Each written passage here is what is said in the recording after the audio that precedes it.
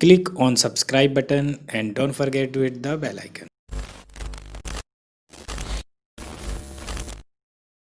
Hello everyone, मेरा नाम राहुल सिवरे और आज हम लोग आईसीएससी क्लास का chapter atomic structure and chemical bonding के बारे में पढ़ने जा रहे हैं। तो सबसे पहले हम एटॉमिक स्ट्रक्चर के जब बारे में बात करेंगे तो सबसे पहले हम लोग बात करेंगे एटम के बारे में। तो एटम होता क्या है? तो एटम जो होता है वो आपका निकला है एटमोस से। किससे निकला है? एटमोस से निकला है, पहली बात। दूसरी बात जो होती है, एटम्स के बारे में जो सबसे पहले बताया है एक साइंटिस्ट, उनका नाम था डाल्टन। क्या नाम था? डाल्टन। क्या नाम था? डाल्टन नाम था उनका। तो डाल्टन ने सारी बातें बताई किसके बारे में? अबाउट एटम के बारे में। तो सबसे पहली बात उन्होंने क्या बताई कि जो एटम होता है आपका वो फंडामेंटल और स्मॉलेस्ट पार्टिकल होता है। क्या बोला? एटम जो होता है वो फंडामेंटल एंड स्मॉलेस्ट पार्टिकल होता है किसी भी मैटर का। आप किसको भी ले लो, आप इस मार्कर को ले लो, इस बोर्ड को ले लो, सब जगह पर एटम है, सब जगह पर एटम है। ठीक है ना? तो एटम जो होता है आपका वो स्मॉलेस्ट होता है। कैसा होता है? स्मॉलेस्ट होता है, फंडामेंटल होता है और सबसे खास बात कि वो नॉन डिविजिबल होता है। आप उसको डिवाइड नहीं कर पाएंगे और पार्ट में, समझ रहे हैं? नॉन डिविजिबल होता है। ये सारी बातें किसके बारे में बताई? एटम के बारे में बताई। किसने? डाल्टन ने। ठीक। अब आगे क्या बताया? सबसे पहले फंडामेंटल पार्टिकल होता है। ये सारी बातें किसने बताई थी? डाल्टन ने बताई थी एटम के बारे में। अब एटम के अंदर आते हैं। तो जैसे एटम के अंदर हम लोग आए तो सबसे पहले बात आती है किसकी? अगर हम आपको एटम दिखाएं तो सबसे पहले होता है न्यूक्लियस होता है। डिस्कवरी बाद में हुई है, अभी हम आपको समझा रहे हैं। इमेज बनाइए आप पहले, सबसे पहले माइंड में अपने। तो ये आपके पास न्यूक्लियस होता है। न्यूक्लियस के अराउंड होती है सेल। क्या होती है? सेल होती है। और जो आउटर मोस्ट सेल होगी, कौन सी होगी?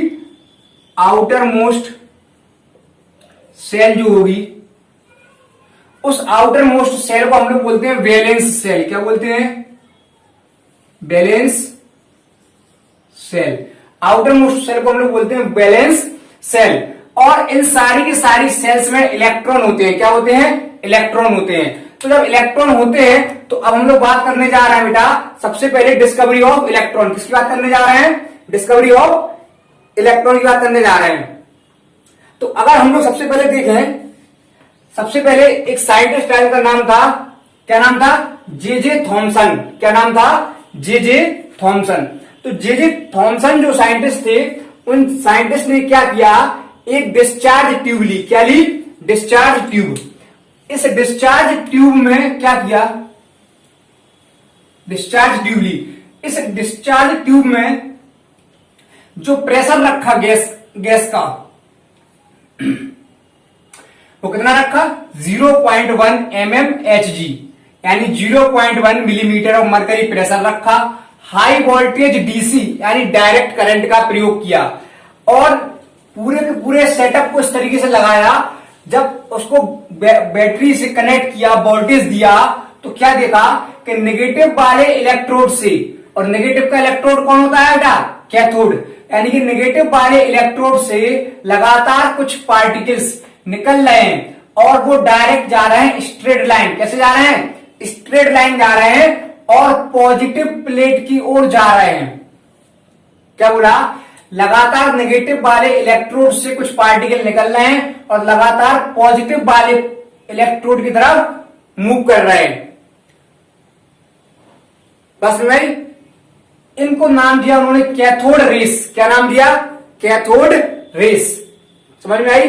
लगातार कुछ पार्टिकल्स निकल रहे हैं जो कि पॉजिटिव की ओर जा रहे हैं स्ट्रेट लाइन में, और इन्हीं पार्टिकल्स को जो कि वेव्स के फॉर्म में हमको नजर आ रही हैं, उन्हीं को नाम दिया कैथोड रेस। ठीक है? कैथोड रेस के बारे में हमने जाना। अब अगर बेटा हम लोग बात करें सबसे पहले कि प्रॉपर्टी क्या होती है इन कैथोड रेस की, तो बेटा प्रॉपर्टी जो होती है, एक कैथोड रेस जो होती है वो हमेशा चलेंगी नेगेटिव से पॉजिटिव। क्या बोला? नेगेटिव वाले से पॉजिटिव वाले की तरफ जाएंगी, स्ट्रेट लाइन जाएंगी। ठीक है बेटा, अगर पहली प्रॉपर्टी। दूसरी प्रॉपर्टी क्या होती है? दूसरी प्रॉपर्टी होती है कि जब ये नेगेटिव पार्टिकल इस ट्यूब के अंदर निकले हैं तो इस ट्यूब की जो दीवार है, वॉल है, इस वॉल पर शाइन कर रहे हैं। क्या कर रहे हैं? शाइन कर रहे हैं। साइन कर रहे हैं। क्या कर रहे हैं? साइनिंग कर रहे हैं, चमक दे रहे हैं। क्या दे रहे हैं? चमक दे रहे हैं, साइन दे रहे हैं। अगली प्रॉपर्टी क्या है इनकी? अगली प्रॉपर्टी होती है कि अगर हम इन कैथोड रेस को, कैथोड रेस के बीच में हम किसी गैस को ले जाएं, किसी गैस को ले जाएं तो उस गैस को करेंगे आयोनाइज। क्या करेंगी? आयोनाइज कर देंगी। क्या कर देंगी? किसी भी गैस को आयोनाइज कर देंगी। ठीक है। चौथी बात क्या है? चौथी बात बेटा होती है कि अगर हम इन कैथोड रेस के रास्ते में किसी ऑब्जेक्ट को रख दें। क्या बोला? अगर इनके रास्ते में किसी ऑब्जेक्ट को रख दे बेटा तो उसकी शैडो बनती है। क्या बनती है बेटा? शैडो। क्या बनती है? छाया बनती है। क्या बनती है? छाया बनती है। तो शैडो बन जाएगी, शैडो बन जाएगी। क्या बन जाएगी? शैडो बन जाएगी अगर किसी ऑब्जेक्ट को इनके रास्ते में लगा दें। अगला क्या होता है बेटा?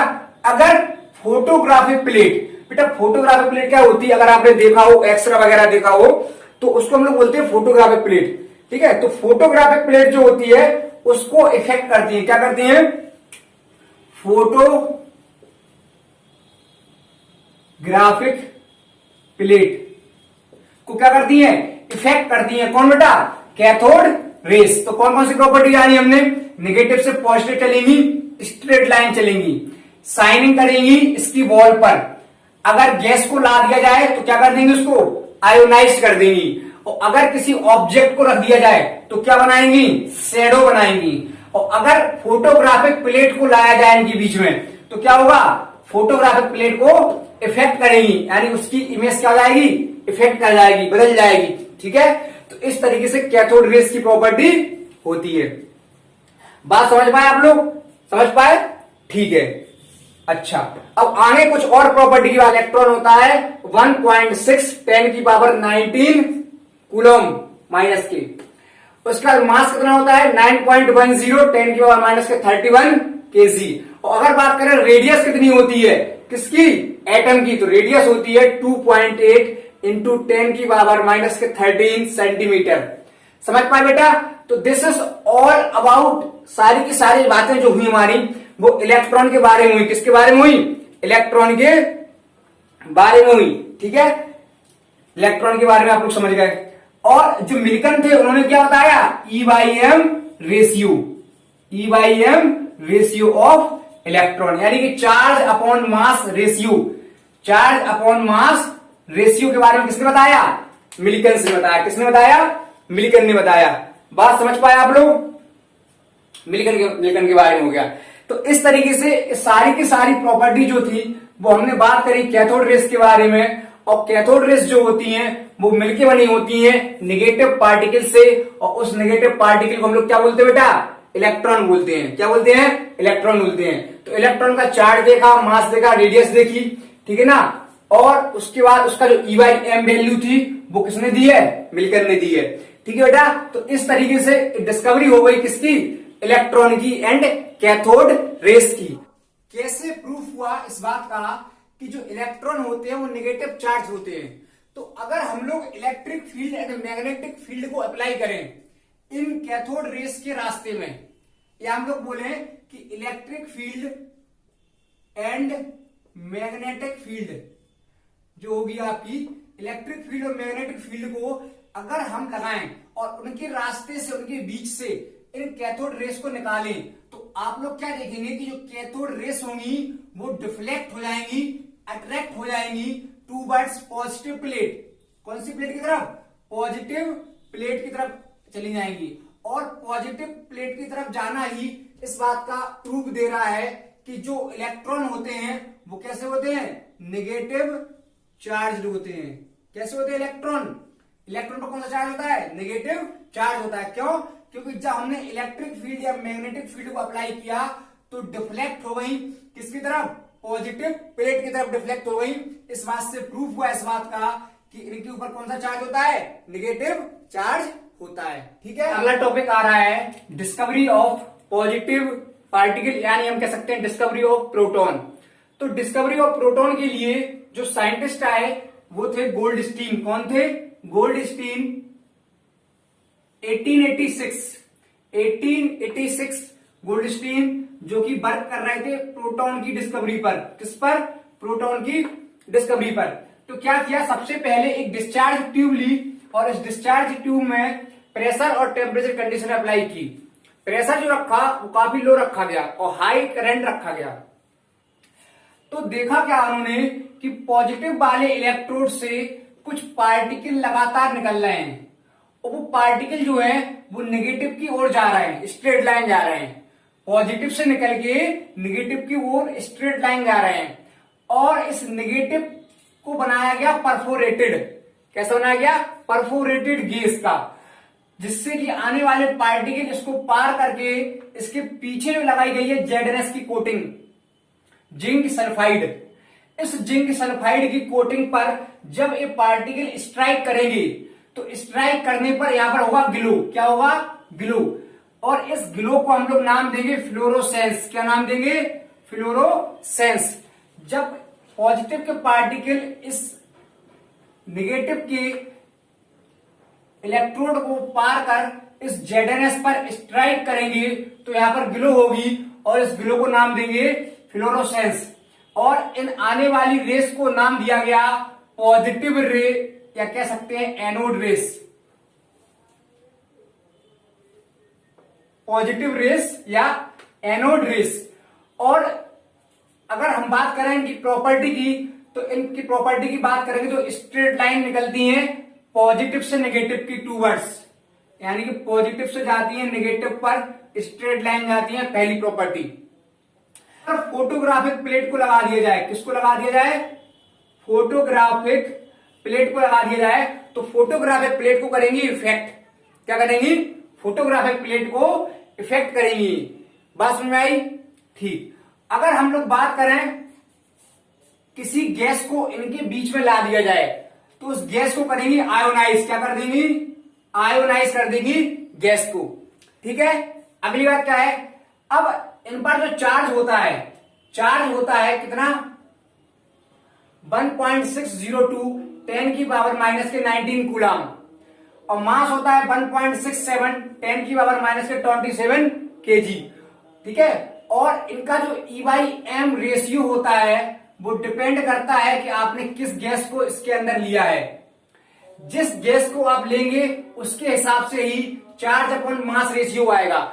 यानी कि E/M रेशियो जो होता है प्रोटॉन के लिए, किसके लिए, प्रोटॉन के लिए, वो वेरिएबल होता है। कैसा होता है, वेरिएबल होता है। यानी कि डिपेंड करेगा कि आपने किस गैस का यूज किया है इस डिस्चार्ज ट्यूब के अंदर। अगर आप डिस्चार्ज ट्यूब के अंदर गैसों को चेंज करते रहेंगे तो E/M की जो वैल्यू आएगी वो भी क्या आएगी, अलग अलग आएगी हर बार। तो इस तरीके से हम लोगों ने बात की पॉजिटिव पार्टिकल्स के बारे में। तो जो पॉजिटिव पार्टिकल होता है आपका उसको नाम दिया गया प्रोटॉन। क्या नाम दिया गया, प्रोटॉन। ठीक है, और इन रेस को नाम दिया गया क्या, पॉजिटिव रेस या एनोड रेस। ठीक है, तो एक बार पूरा जल्दी से, एक डिस्चार्ज ट्यूब, और डिस्चार्ज ट्यूब में यूज किया गया low pressure and high DC current. और जिन गैसों को लिया गया उन गैसों के हिसाब से ही आया क्या, E/M रेशियो आया। चार्ज होता है 1.6 10 की पावर माइनस के 19 कूलम, मास आपके सामने है। ठीक है, डिस्कवरी किसने की, गोल्डस्टीन 1886 में। स्ट्रेट लाइन चली, पॉजिटिव से नेगेटिव चली, फोटोग्राफ प्लेट को इफेक्ट किया, गैसों को आयोनाइज किया। बात समझ में आई आपके। तो ये सारी की सारी प्रॉपर्टी जो हमने बात की वो प्रोटॉन के बारे में बात की। और प्रोटॉन जो होता है आपका कैसा होता है, पॉजिटिवली चार्ज पार्टिकल होता है। कैसा होता है, पॉजिटिव चार्ज पार्टिकल होता है। ठीक है, प्रोटॉन पर आपका पॉजिटिव चार्ज होता है। अब हम लोग बात करने जा रहे हैं न्यूट्रॉन के बारे में। किस पर बात करने जा रहे हैं, तीसरा फंडामेंटल पार्टिकल। और तीसरा फंडामेंटल पार्टिकल जो होता है वो आता है आपका कौन सा, न्यूट्रॉन होता है। न्यूट्रॉन की डिस्कवरी के लिए एक साइंटिस्ट था, इनका नाम था चैडविक। तो चैडविक ने 1932 में एल्फा पार्टिकल्स की बॉम्बार्डमेंट करवाई। किसके ऊपर? बेरिलियम या बोरॉन के ऊपर, किसी को भी ले लो आप। तो बेरिलियम या बोरॉन को लिया और एल्फा पार्टिकल्स की बॉम्बार्डमेंट कराई। तो बॉम्बार्डमेंट कराने पर क्या देखा कि कुछ ऐसे पार्टिकल निकले जो भी थे न्यूट्रल। इन पर चार्ज क्या था? चार्ज उनका था वो था जीरो। कितना था? जीरो। यानी कि न्यूट्रल पार्टिकल निकले। और ये न्यूट्रल पार्टिकल जो थे वो कैसे मालूम चला? जब इन न्यूट्रल पार्टिकल को electric field and magnetic field में अप्लाई किया गया, electric field and magnetic field में अप्लाई किया गया, तो ये जो इलेक्ट्रिक फील्ड और मैग्नेटिक फील्ड को अप्लाई किया गया, तो जो न्यूट्रॉन थे वो न्यूट्रॉन किसी की भी तरफ अट्रैक्ट नहीं हुए, यानी कि स्ट्रेट लाइन मूव करते रहे। ना ही इलेक्ट्रिक फील्ड में पॉजिटिव और ना ही निगेटिव की तरफ अट्रैक्ट हुए, यानी किसी की तरफ अट्रैक्शन नहीं हुआ। मतलब इससे एक बात प्रूफ हुई कि इन पर जो चार्ज है वो क्या है? जीरो है। ठीक है, अगर पॉजिटिव होता है इनके ऊपर तो वो निगेटिव प्लेट की तरफ जाते, जैसे कि कैथोड किरणों में देखा था हमने इलेक्ट्रॉन के लिए। और अगर इन पर पॉजिटिव पार्टिकल था, पॉजिटिव चार्ज था, तो कहां जाते? निगेटिव में। और निगेटिव चार्ज था तो कहां जाते? पॉजिटिव में। आपको मालूम है कि हमेशा अट्रैक्शन होता है वो अपोजिट चार्ज के बीच में होता है, और इन पर किसी भी प्रकार का चार्ज नहीं है, इसलिए स्ट्रेट लाइन जाएंगे। ठीक है, जबकि इलेक्ट्रॉन जो होता है आपके पास उस पर नेगेटिव चार्ज होता था, तो वो पॉजिटिव की ओर अट्रैक्ट हुए, पॉजिटिव प्लेट की तरफ डिफ्लेक्ट हो रहे थे, पॉजिटिव प्लेट की तरफ डिफ्लेक्ट हो रहे थे। और प्रोटॉन पर पॉजिटिव चार्ज होता है तो वो किसकी तरफ जा रहे थे? निगेटिव प्लेट की तरफ डिफ्लेक्ट हो रहे थे। जबकि चार्ज किसके ऊपर? न्यूट्रॉन के ऊपर।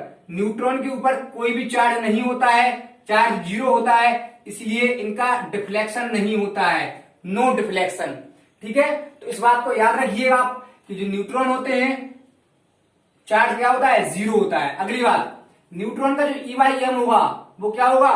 जीरो होगा। चार्ज क्या होगा? जीरो होगा। और इनका जो मास होगा वो प्रोटॉन के अप्रोक्सीमेट होगा, यानी कि हम लोग बात करेंगे मास होता है जो इनका वो किसका होता है? प्रोटॉन के अप्रोक्सीमेट होता है। यानी मास ऑफ न्यूट्रॉन जो होगा वो अप्रोक्सीमेट होगा किसके? प्रोटॉन की। ठीक है, charge zero, E/m value zero. तो एक बात की हमने नेगेटिव पार्टिकल और न्यूट्रल पार्टिकल न्यूट्रॉन के बारे में, न्यूट्रल पार्टिकल न्यूट्रॉन के बारे में, जिसको डिस्कवर किया चैडविक ने 1932 में एल्फा पार्टिकल की बॉम्बार्डमेंट करवा के। इन्होंने डिफ्लेक्शन शो नहीं किया, इससे बात प्रूफ हुई कि इनके ऊपर जो चार्ज होता है कितना होता है? जीरो होता है। तो हमने बात करी न्यूट्रॉन के बारे में। अब हम लोग बात करने जा रहे हैं तीनों फंडामेंटल पार्टिकल के बारे में जो कि आपके पाए जाते हैं एटम के अंदर। तो सबसे पहला फंडामेंटल पार्टिकल जो होता है उसको हम लोग बोलते हैं इलेक्ट्रॉन। और इलेक्ट्रॉन जो होता है इस पर अगर हम लोग बात करेंगे चार्ज की, तो चार्ज होता है माइनस का 1 चार्ज। ठीक है, अगर वैल्यू बात करेंगे इसकी तो वैल्यू होती है 1.6 इंटू 10 की पावर माइनस के 19 कूलम। अगर हम लोग बात करेंगे प्रोटॉन की, तो प्रोटॉन पर होता है प्लस के 1, और वैल्यू जो होती है इसकी होती है 1.6 इंटू 10 की पावर माइनस के 19 कूलम। इलेक्ट्रॉन और प्रोटॉन इनका जो चार्ज होता है वो अप्रोक्सीमेट सेम होता है, 2 डिजिट के बाद अंतर होता है थोड़ा सा, तो आप इतना टेंशन नहीं लें। ठीक है ना। और फिर भी अगर आप लोग